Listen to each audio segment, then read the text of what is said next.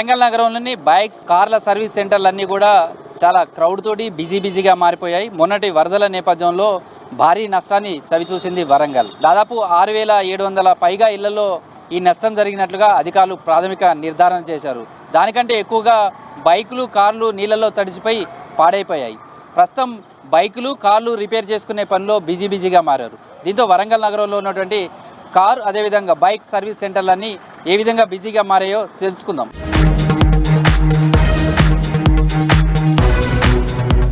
వర్షాలు వరంగల్ని ముంచెత్తి చాలామందిని తీవ్ర నష్టాల్లోకి నెట్టేస్తే మరికొన్ని చోట్ల మాత్రం ఎడతెరిపి లేనటువంటి పనిని కల్పించింది. అందులో వరంగల్కి సంబంధించినటువంటి మెకానిక్ షెడ్స్ అయితే చాలా బిజీగా మారాయని చెప్పొచ్చు. ప్రస్తుతం వరదలు తగ్గాయి. తర్వాత ఈ 2 రోజుల పాటు కూడా నీళ్లలోనే బైక్స్ కావచ్చు కార్లన్నీ కూడా పూర్తిగా మునిగిపోయాయి. దీంతో వందలాది బైక్స్ అన్నీ కూడా తీవ్ర నష్టం వాటిల్లింది. పెట్రోల్ ట్యాంకర్స్ కావచ్చు లేదా ఇవంతా కూడా వైరింగ్ కావచ్చు మొత్తం కూడా నీళ్ళలో ఉండిపోవడం పాడైపోయిన పరిస్థితి కనిపిస్తుంది. దీంతో బైక్లన్నీ కూడా రిపేర్ చేసుకోవడానికి వస్తున్నారు. గతంలో అయితే 1-2 బైక్స్ ప్రతిరోజు రిపేర్కి వస్తే చాలా ఎక్కువగా ఉండేది. కానీ ఇప్పుడు చూస్తే ఏ బైక్ సెంటర్ దగ్గరికి వెళ్ళినా కానీ క్యూ కడుతున్నాయి. అన్న మీ బైక్ మునిగిందా? ఎట్లా ఏం జరిగింది అసలు? ఫ్లడ్ తీవ్రత బాగా పెరిగిందండి. డ్రైనేజ్లో వచ్చేసి వీళ్ళు జాలి పెట్టారు. ఆ జాలి తొలగించకపోవడం వల్ల వాటర్ అనేది ఓవర్ఫ్లో అయిపోయి మెయిన్ రోడ్ మీద నుండి మా కాలనీలలోకి వచ్చిందండి. సో మీ బైక్స్ కానీ కార్లు కానీ ఈ వరదలలో ఎన్ని మునిగినాయి మీరు చూస్తే? మా ఏరియాలో వచ్చేసి మ్యాక్సిమం ఒక 200 నుండి 300 కార్లు పోయాయండి. బైక్స్ వచ్చేసి ఒక 500 వరకు పోయి ఉంటాయి మ్యాక్సిమం.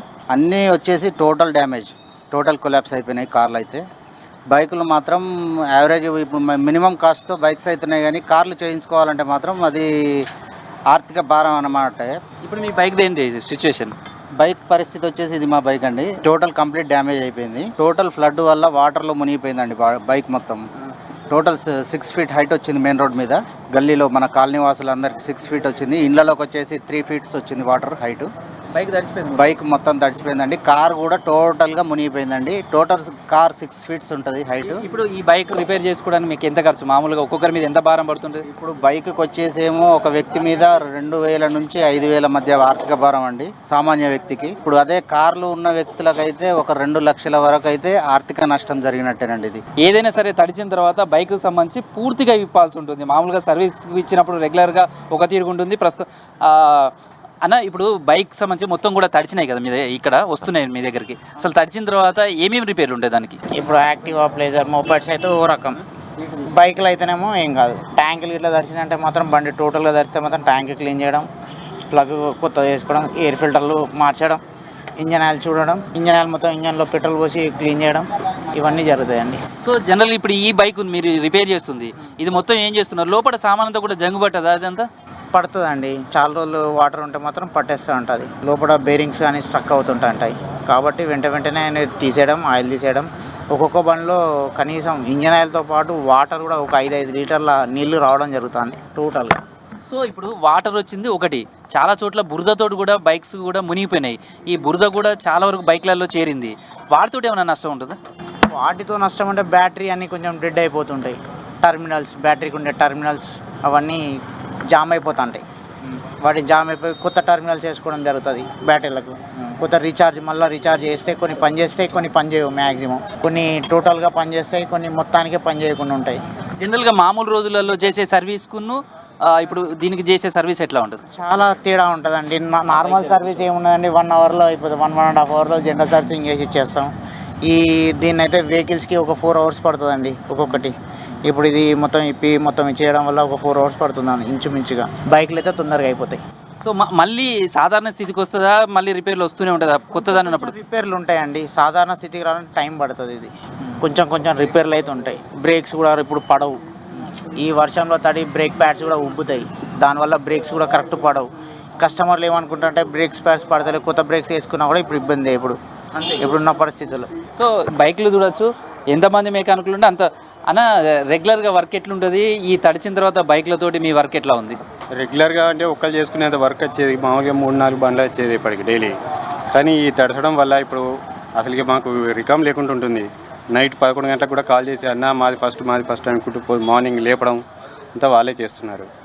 సో జనరల్గా బైక్స్కి సంబంధించి వరదలతోటి ఎట్లాంటి నష్టం ఉంటుంది? ఒక్కొక్క బైక్కి సంబంధించి ఎంత నష్టం వాటిల్లే అవకాశం ఉంటుంది? రకరకాల బైక్స్ ఉంటాయి అందులో కూడా, 2 వీలర్స్కి సంబంధించి. బైక్స్లలో అంటే బాగా నష్టం బాగానే వస్తుంది. ఎందుకంటే మొత్తం పెట్రోల్ ట్యాంక్ కడగడం, పెట్రోల్ పైపులు పోవడం, షార్ట్ సర్క్యూట్ కావడం బ్యాటరీస్ అయితే, ప్లస్ ఆ లైట్లలో వాటర్ పోయి వాటర్ డ్యామేజ్ అవ్వడం చాలా వరకు అవుతున్నాయి. వాటి తీయడానికి ఇప్పుడు రాకపోవడం వల్ల వాటి కొన్ని నాట్లో రాకపోవడం, జింగెక్కిపోవడం, దీనివల్ల చాలా ప్రాబ్లం వస్తుంది. సో ఇప్పుడు చూడవచ్చు మీరు ఇలా ఇదంతా చూస్తే ఇప్పుడు బురద కూడా పేరుకుపోయింది లోపల కూడా. ఈ బురదతో ఎట్లా ఇదంతా కూడా మొత్తం క్లీన్ కాగలుగుతుంది అసలు? ఇక ఇది ఒక్కొక్క పాటికి కడుక్కుంటూ చేసుకుంటూ పెట్టవలసి ఉంటుంది ప్రతిదీ. ఎందుకంటే అది లేకుంటే మళ్ళీ జామ్ అవుతుంది, మళ్ళీ డస్ట్ ఫామ్ అవుతూనే ఉంటుంది. కాబట్టి ఇది ఎప్పటికీ క్లియర్గా మొత్తం ఏ పాటు కాపాటు తీస్తూ క్లియర్ చేసుకుంటూ మళ్ళీ సెట్ చేసుకుంటూ రావాలి. మామూలు టైంలో ఒక 1 hour 2 hours మొత్తం బైక్ అంతా చేసుకోవచ్చు. కానీ ఇప్పుడు ఒక్కొక్క బైక్ మేము 5 to 6 hours తక్కువ తీసుకుంటుంది. సేమ్ టైంలో కార్లకు సంబంధించి కూడా ఎట్లా ఉంది? కార్లు తడిస్తే ఎలాంటి రిపేర్లు చేయాల్సి ఉంటుంది, ఏ మేరకు నష్టం జరిగింది అనేది కూడా కార్ల సర్వీస్ సెంటర్ దగ్గర కూడా వెళ్దాం, అక్కడ ఉన్నటువంటి పరిస్థితిని కూడా తెలుసుకుందాం.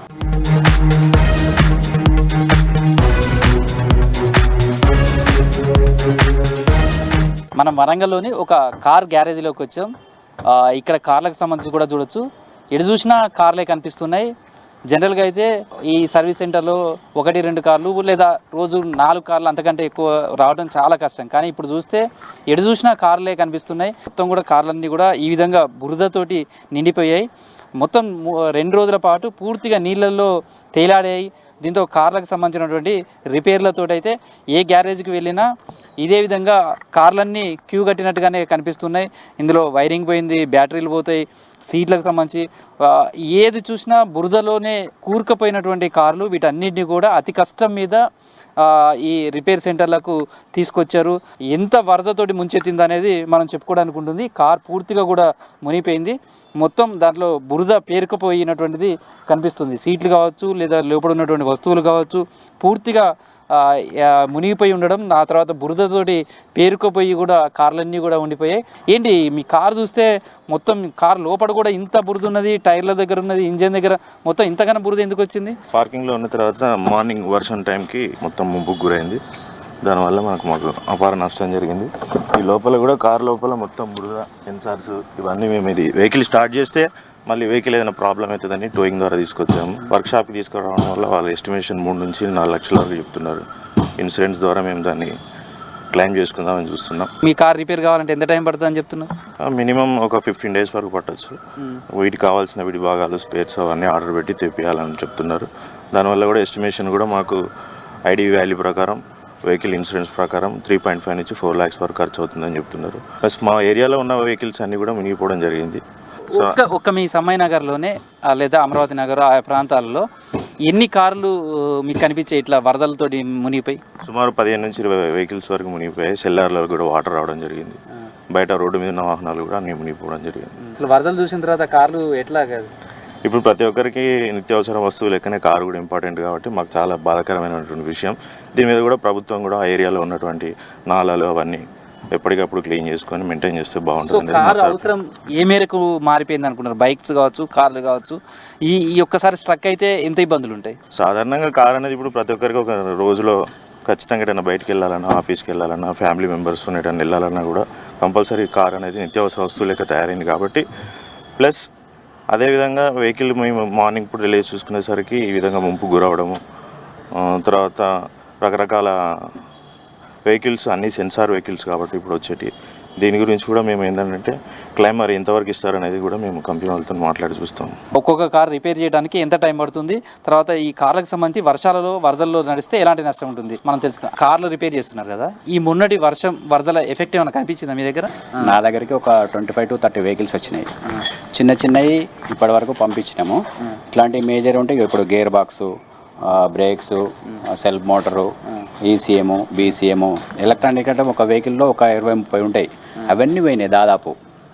దాంతో ఇప్పుడు ఒక్కొక్క వెహికల్ ఉన్నది ఎస్టిమేషన్ వేసిన ఒకటి 3 lakhs, ఒకటి 4 lakhs, కొన్ని టోటల్ లాస్ కూడా అవుతున్నాయి. చిన్న జనరల్గా కార్ తడిచినప్పుడు ఎట్లాంటి నష్టం ఉంటుంది? ఒక రోజు మొత్తం కూడా నీళ్ళల్లో ఉంది, బురద ఉంది, బురదగా నీళ్లు మొత్తం నీళ్ళల్లో ఉంటే ఇంకా నష్టం ఎక్కువ ఉంటుందా? అసలు ఎట్లాంటి రిపేర్లు వస్తాయి?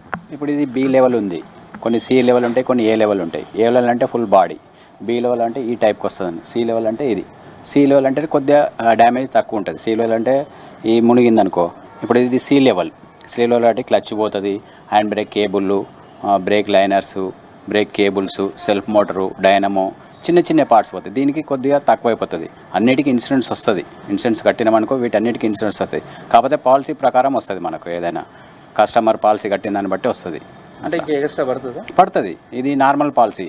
ఇది దాదాపు 50,000 ఎస్టిమేషన్ ఇచ్చినాం. ఇప్పుడు 50,000 ఏందనుకో, కస్టమర్కి 25,000 కట్టాలి, ఇన్సూరెన్స్ వాళ్ళు 25,000 ఇస్తారు. అట్లా ఉంటుంది అన్నట్టు. అదేమో ఏ లెవెల్. బి లెవెల్కి వచ్చేసరికి ఏం జరుగుతుంది? బి లెవెల్లో వచ్చినప్పుడు కార్ ఏం నష్టం జరుగుతుంది? ఎలక్ట్రానిక్ అసెంబ్లీ ఎక్కువ వైరింగ్ ప్రాబ్లం వస్తుంది. మెయిన్ వైరింగ్ వస్తుంది. కొన్ని రోజులకు రిపేర్ అయినాక కూడా కొద్ది రోజులకు ఎక్కడో చిన్న రస్ట్ వచ్చినట్టు వచ్చి సర్కిల్ హెడ్ ల్యాంప్ రాకపోవడము, లేకపోతే ఏదో ఒకటి పని చేయకపోవడం చాలా ఉంటాయి. ఫ్యూచర్లో కూడా చాలా ప్రాబ్లమ్స్ వస్తూ ఉంటాయి కార్ తడిసిన వెహికల్స్. సో ఇప్పుడు సీ లెవెల్లో అంటే కారు మొత్తం కూడా పూర్తిగా మునిగింది. చాలా చోట్ల అట్లా మునిగినే నీళ్ళలో తేలుకుంటా కూడా పోయాయి. అట్లాంటి కార్ల పరిస్థితి ఎట్లా ఉంటుంది? వాటిలలో ఏం రిపేర్? టోటల్ లాసే. ఇన్సూరెన్స్ వాళ్ళు అయితే దాదాపు టోటల్ లాసే చేస్తారు. అవి చేసినా కూడా ఎప్పటికి వస్తూనే ఉంటాయి ప్రాబ్లమ్స్. అవి జనరల్గా చూస్తే ఒక కార్ సర్వీసింగ్కి వచ్చినప్పుడు ఎంత ఖర్చు అవుతుంటుంది? ఇప్పుడు ఈ వరదల్లో వచ్చినప్పుడు ఎంత నష్టం ఉంటుంది? ఒకవేళ చేసిన ఫ్యూచర్లో ఎలా ఉంటుంది? సర్వీస్కి వచ్చినప్పుడు ఒక 3-4 వేలు అయితే దాంట్లో ఏముంటుంది? దాంట్లో ఏముండదు, అంత పెద్దగా ఏముండదు. దీనికి ఇదే వెహికల్ చూపెడుతున్నాయి కదా మీకు, 50,000 పైన. ఇంకా ఇప్పుతా అంటే ఒక్కొక్కసారి చెప్పలేం, ఏం పోయేది కూడా చెప్పలేం మనం ఎంత డ్యామేజ్ ఉన్నదని. చిన్న చిన్న పార్ట్సే ఒక్కొక్కటి వేలల్లో ఉంటుంది కదా. మారుతి అయితే కొద్ది హుందా అయితే ఎక్కువ ఉంటాయి, కాస్ట్లీ ఉంటాయి. ఓ వెహికల్ని బట్టి కూడా ఉంటాయి, కంపెనీని బట్టి కూడా ఉంటే రేట్స్ ఉంటాయి. సో వర్క్ ఎట్లా ఉంది ఈ వరదల తర్వాత? ఏ గ్యారేజ్ దగ్గర, అన్ని గ్యారేజ్లలో ఎట్లా ఉంది వర్క్? అసలు చాలా బాగుంది, ఎక్కువ ఉంది. చేయలేకపోతాను, పర్వాలేదు. నేను ఫోన్ వస్తే ఫోన్ ఆన్సర్ చేయలేకపోతాను. ఏం చేస్తాను, ఎన్ని పనులు చేస్తాను? నేను ఒక్కరిని ఒక 5 పనులు చేయగలుగుతా, 20 పనులు వస్తే ఏం చేయగలుగుతా? దాదాపు ఒక 1000 వరకు ఉండొచ్చు మన సిటీలో నాకు తెలిసి. నాకు ఒక చిన్న వర్క్షాప్లో 25 నుండి 30 వచ్చినట్టు ఇంకా ఎన్ని ఉండాలి? సో సర్వీసింగ్ చేసుకోవాలి, మళ్ళీ అంతా చేసుకోవాల్సింది. ఇదంతా కూడా చాలా ఇప్పుడు ఇవన్నీ మ్యాట్లు తీసినా మళ్ళీ వర్షం పడుతుంది, మళ్ళీ లోపడేయాలి, మళ్ళీ బయట వేయాలి. ఇదంతానే పెద్ద చాలా పని ఉంటుంది. ఇది ప్రస్తుతం కార్ గ్యారేజ్లలో ఉన్నటువంటి సిచ్యువేషన్.